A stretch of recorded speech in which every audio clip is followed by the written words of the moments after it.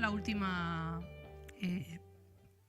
predicación, enseñanza de este curso, ¿no? De este año. Y bueno, otra vez me tocó y hice así como una especie de declaración de intenciones, ¿no? Pero no nos vamos a repetir, aunque siempre nos vendría muy bien ir recordando una declaración de intenciones para cada año, ¿no? Es decir, todos los años hacemos lo de aprender inglés, ir al gimnasio, orar más y escuchar mejor al Señor. Bueno, siempre es lo mismo, ¿no? Pero esta vez había pensado y, bueno, quiero hacer otra cosa, ¿no? Esta vez me quiero comprometer con vosotros. Me voy a comprometer con vosotros a rezar por vosotros por 3 cosas.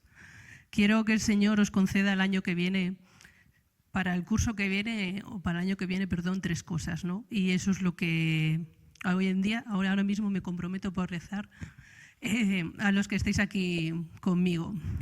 Y la primera cosa que quiero pedir al Señor para vosotros para el año que viene es que podáis vivir en verdad. Y algunos estaréis pensando, ¿ya está Sonia con su tema? Pues sí.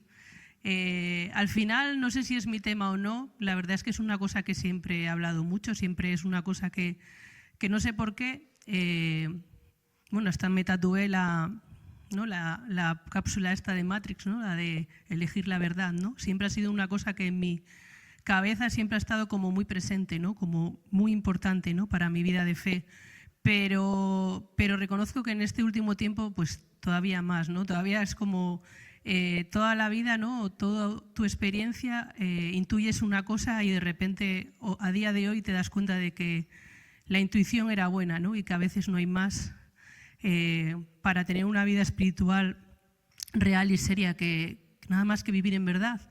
Es algo tan sencillo, a mí me parece, pero al mismo tiempo no sé por qué nos cuesta y no es fácil, ¿no? Y como os decía, ¿no? Yo creo que no solamente para tener una vida espiritual sana y una vida espiritual real, sino también yo creo que ya está en la propia vida, ¿no? Ya creo que para tener una vida pues sana, ¿no? Una vida lo más normal posible, yo creo que es importante también vivir en verdad, ¿no? Poder de alguna manera ser tú mismo y poder vivir las cosas desde lo que tú eres, conociéndote a ti mismo y con eso tirando hacia adelante, ¿no? Hace unos viernes Dolos nos hablaba sobre ello, ¿no? Y nos hablaba sobre bueno, pues que a ella le parecía que cada vez había una necesidad más de crearse una imagen, ¿no? Como de fingir, ¿no? Y ella, bueno, se preguntaba, ¿no? O nos hacía esa pregunta, ¿no? Nos hacía de alguna manera, nos invitaba a reflexionar sobre ello, ¿no? Sobre el por qué esa necesidad cada vez que se tiene más, ¿no? Como de guardar una imagen, de fingir.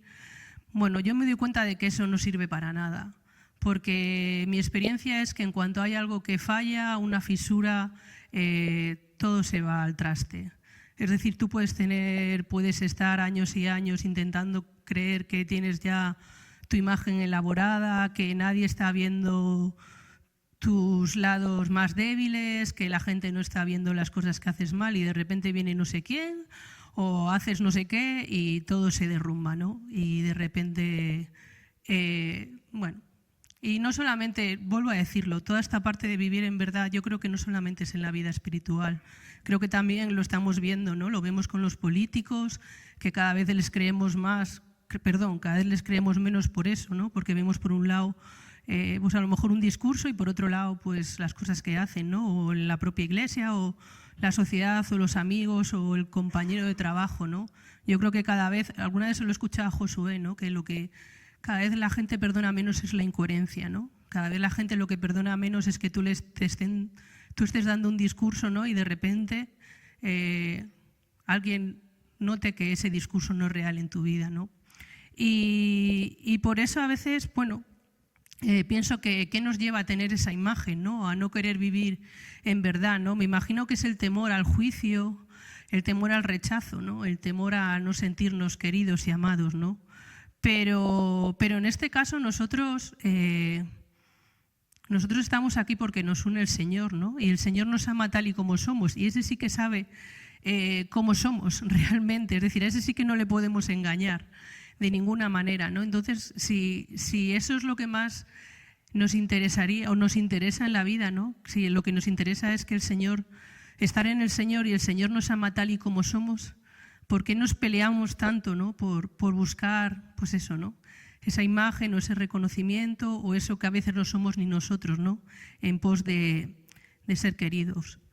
Así que yo quiero pedir para el año que viene para cada uno de vosotros eso, ¿no? El que podáis romper vuestras imágenes, el que los tenga, y si no, pues lo que tengáis, aquello que nos deja ser vosotros mismos, ¿no? Y mostrar vuestra vulnerabilidad y mostraros tal y como sois, ¿no? La vulnerabilidad implica mostrar nuestras fortalezas, pero también las debilidades, ¿no?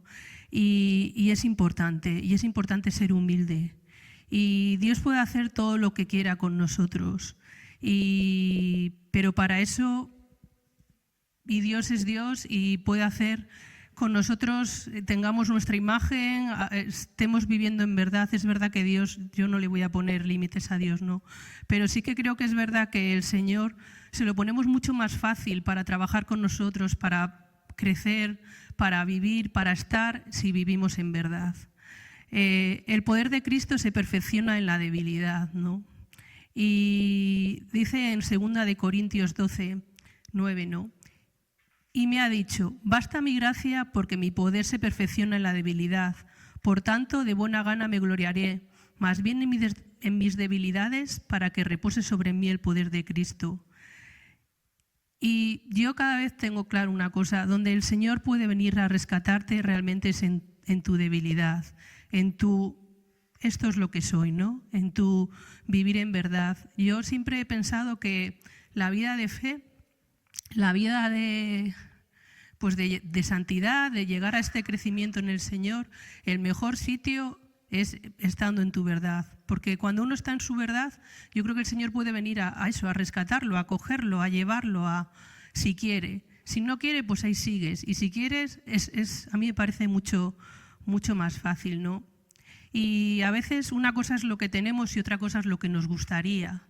Y no sé por qué siempre vivimos en lo que nos gustaría, pero es lo que tenemos, no sé si me entendéis. Al final una cosa es lo que tenemos, otra cosa es lo que nos gustaría, pero siempre estamos viviendo como el gustaría, pero lo que tenemos es lo que tenemos, no lo que nos gustaría. Eso es, como bien dice la palabra, lo que nos gustaría, ¿no? En un futuro, ¿no? Tenemos que asumir lo que somos, ¿no?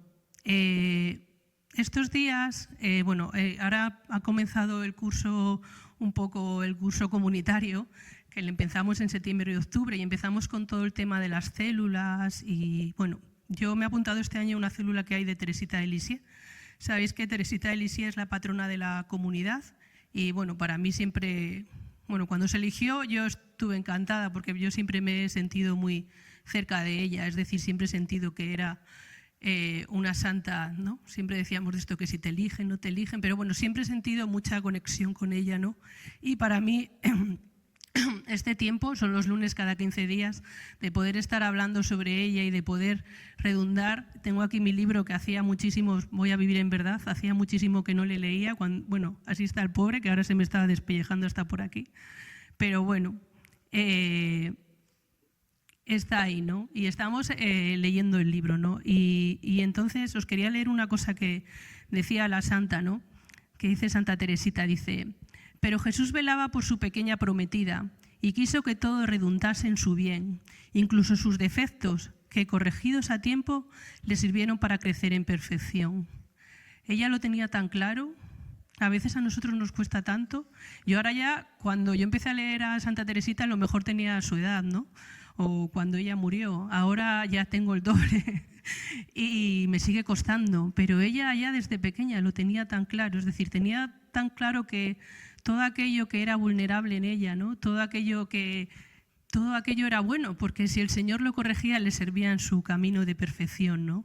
Y bueno, yo quiero pedir ese vivir en verdad para nosotros, ¿no? Que podamos vivir ese camino de perfección, ¿no? El otro día hablábamos de la importancia de rendirse al proceso, ¿no? Ríndete a tu proceso de perfección, eso que al final aquí estamos para ser santos, ¿no? Y al final la vida es un proceso y ese proceso tendría que acabar con la santidad. Está claro que la santidad va a ser en el otro, no en el reino de los cielos, ¿no? Está claro que aquí por mucho, ¿no? Bueno, algunos sí lo consiguen, ¿no?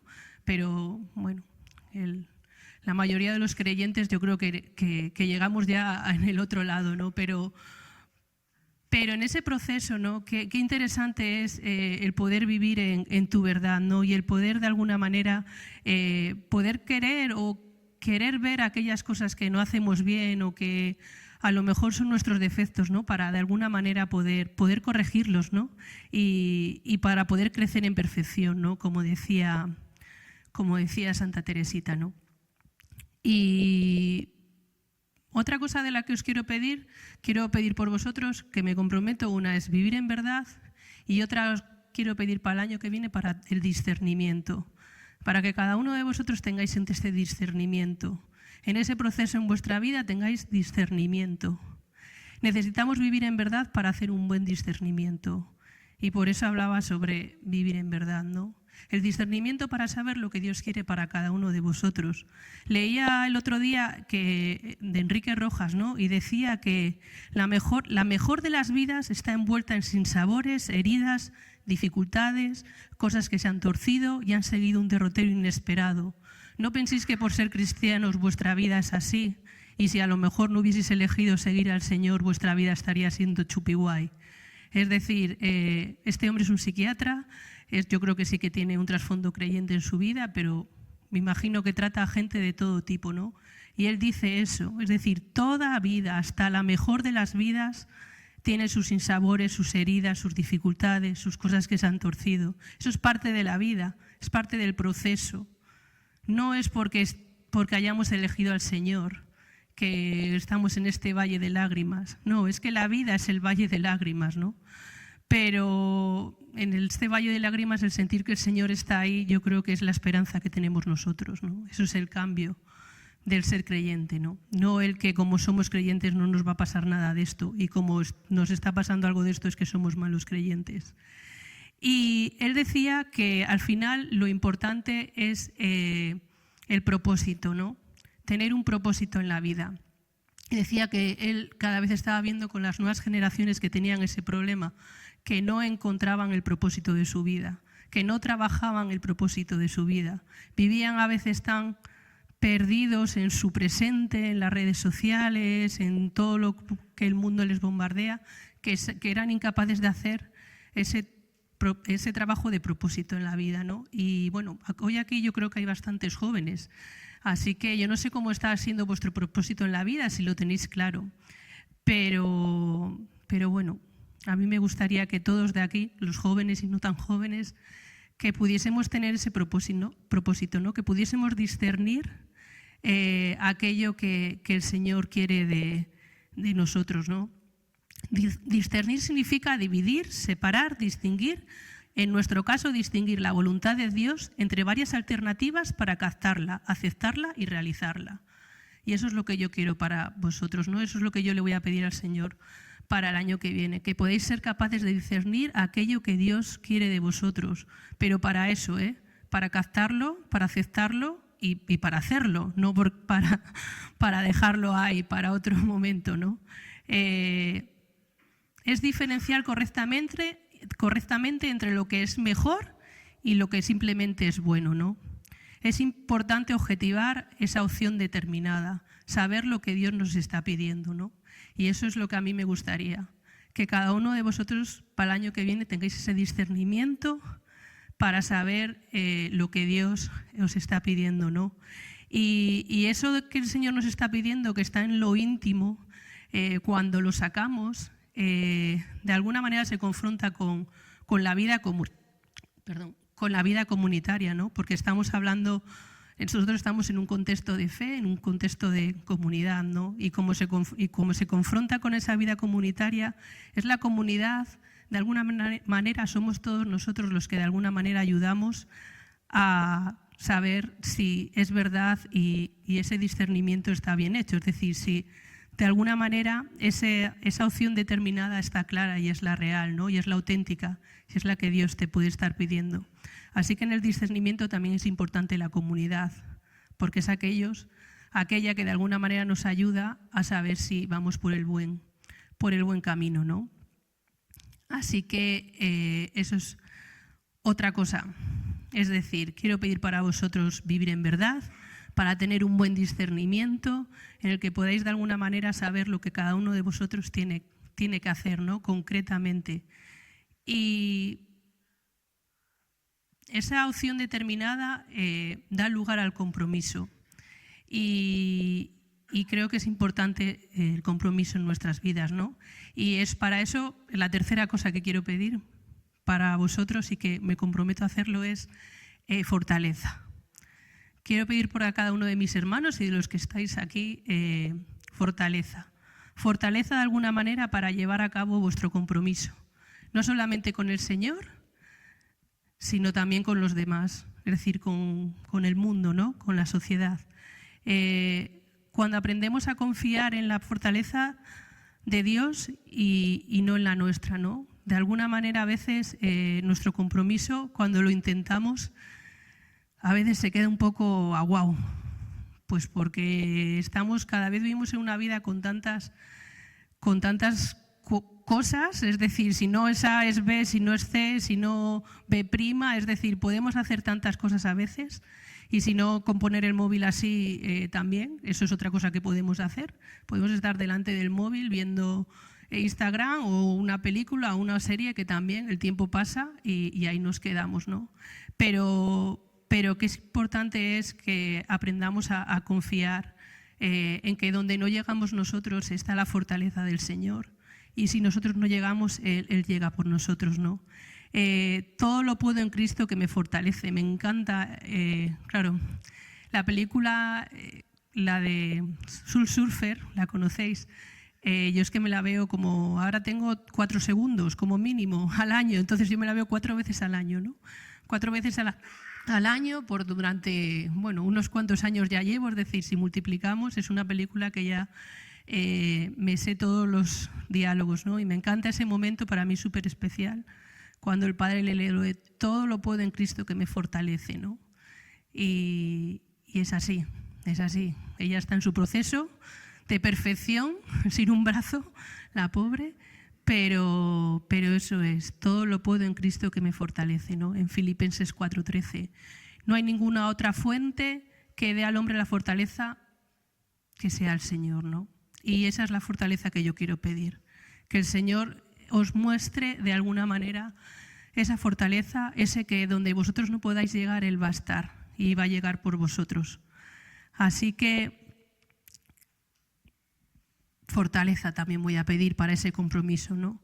Cualquier relación hoy en día necesita compromiso, ya sea la amistad, necesita compromiso, el noviazgo necesita compromiso, matrimonio, lo laboral y, como no, en la vida espiritual, ¿no? Necesitamos de alguna manera ese compromiso, ¿no? con la sociedad, con el Señor y con la sociedad. Leía el otro día que solo una espiritualidad comprometida es una realidad espiritual de verdad. Si no hay una espiritualidad comprometida, no hay una espiritualidad. Es decir, no hay compromiso con el Señor si no hay compromiso con el mundo, con el hombre. Y es verdad, es un test de veracidad, son inseparables. No podemos estar teniendo una relación súper guay con el Señor y rezando y si luego no hay ningún tipo de compromiso con el mundo que nos rodea, ¿no? A veces nos dice Josué eso de que sea un poco, ya sea una cosa, ¿no? O muchas, pero algo tiene que haber, ¿no? Tiene que haber compromiso con los demás, ¿no? Pensaba, el otro día fuimos a Las Caldas el domingo y fue súper extraño porque llegamos 2 minutos tarde y de repente no había nadie. Y bueno, suelen ser muy puntuales en Las Caldas. Fernando, que está ahora dando las misas, que era nuestro antiguo párroco del barrio Guadonga, por eso le conocemos, tenemos mucha confianza con él. Y bueno, tenemos confianza con él, nos conocemos, ¿no? Y claro, de repente le vimos allí al fondo, pero nos dimos cuenta que estaba celebrando misa, pero eran tan poquitos que lo estaba celebrando en el altar, ¿no? Y solo había una feligresa. Realmente solo estaba él, estaban unas niñas que le ayudan y un chico que le ayuda, y luego solo estaba, Irene. Estaba una feligresa y claro, llegamos Jairo y yo y éramos 3. Luego llegó otro y fuimos 4, ¿no?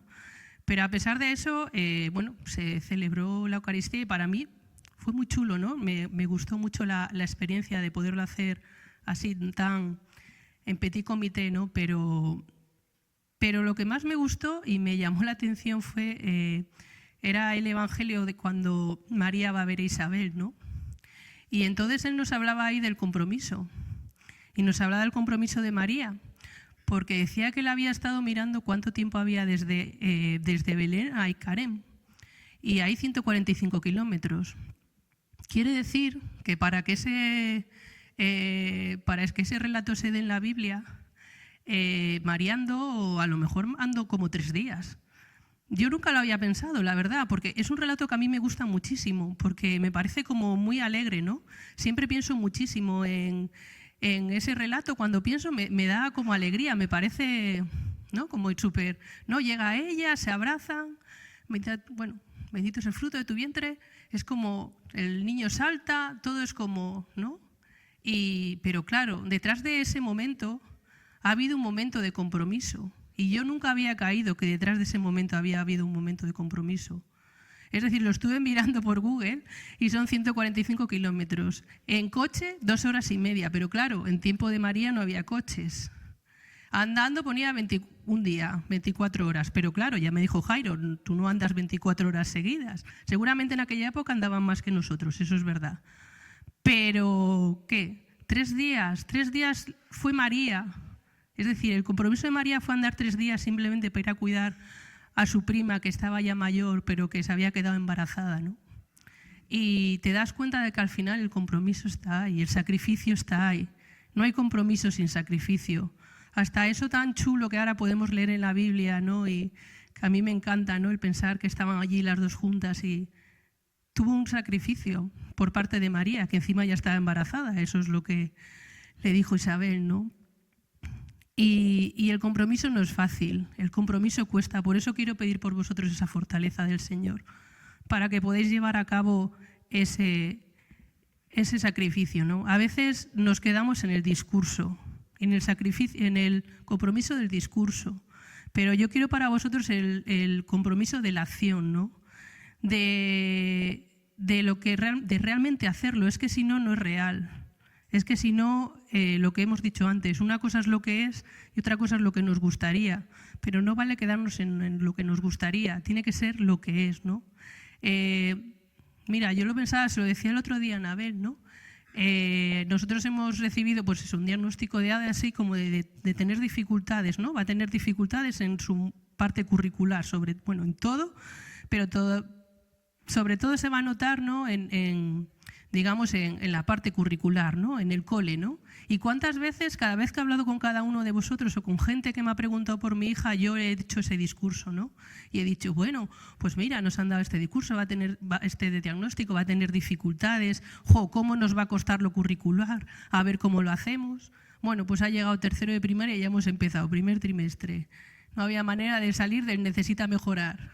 Un eufemismo para decir suspenso, ¿no? Y de repente dices, ostras, es que ya llegó la acción, se pasó el discurso. Ya no es el discurso era muy chulo. Bueno, no era chulo, pero quedaba bien. Hablabas con unos, con otros y de repente no, ya no es discurso, ya es acción. Ya ahí ahora, ya tengo que empezar, que si voy a hablar con la profe, que si voy a estudiar con ella, que si voy a hablar con la otra profe, que si ahora sí, a ver con quién hablo, que si tendré que hablar con Eva, que si tendré que hablar con no sé quién, que si tengo que ir a no sé dónde, que si tengo que hacer, es decir, más cosas, más tiempo a mi vida. Y claro, era chulo el discurso, sí, es que a mí me quedaba de maravilla. Yo mientras iba asimilando lo que le pasaba a mi hija, iba diciéndolo, ¿no? No, pero tendremos problemas en lo curricular. Pues nada, ya empezó la acción, ya no es el discurso, ¿no? Y bueno, es difícil, pero me gustaría y le quiero pedir al Señor esa fortaleza para vosotros, para eso, ¿no? Para que no se quede en discurso, sino para que sea acción, ¿no? Y la acción pensando que Dios siempre está detrás de todo, ¿no?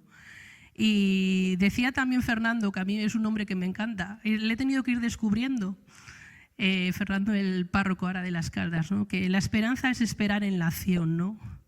Y bueno, ¿qué deciros eso, no? Que vamos a vivir con esperanza, ¿no? Pero vamos con esa esperanza que también es acción, ¿no? Con esa espera desde el compromiso, ¿no? Y eso es lo que a mí me gustaría, ¿no? Y eso es lo que hoy os vengo a contar, que voy a rezar por vosotros para eso, para que podáis vivir en verdad y desde ahí tengáis un buen discernimiento, es decir, que voy a pedir para vuestro discernimiento de vuestra opción determinada y que en la fortaleza del Señor os ayude a llevarla a cabo, ¿no? Y como decía San Agustín, reza como si todo dependiese de Dios, pero actúa como si todo dependiese de ti, ¿no? Y eso también me gustaría, ¿no? Que podamos vivir ahí, ¿no?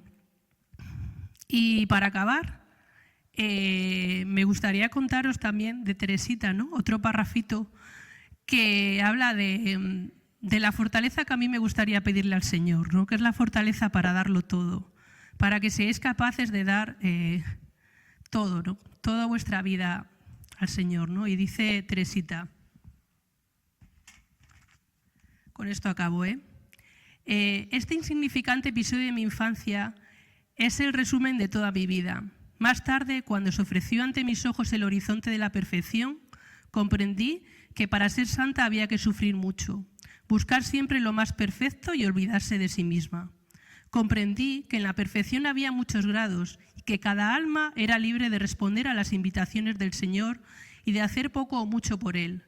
En una palabra, de escoger entre los sacrificios que Él nos pide. Entonces, como en los días de mi niñez, exclamé, Dios mío, yo lo escojo todo. No quiero ser santa a medias. No me asusta sufrir por ti. Solo me asusta una cosa, conservar mi voluntad. Tómala pues, yo escojo todo, lo que tú quieras, lo que tú quieres. Y aquí quiero acabar, ¿no? Quiero pedirle al Señor que seáis, para el año que viene por lo menos, que seáis capaces de escogerlo todo con Él. Y que ese sea vuestro grado.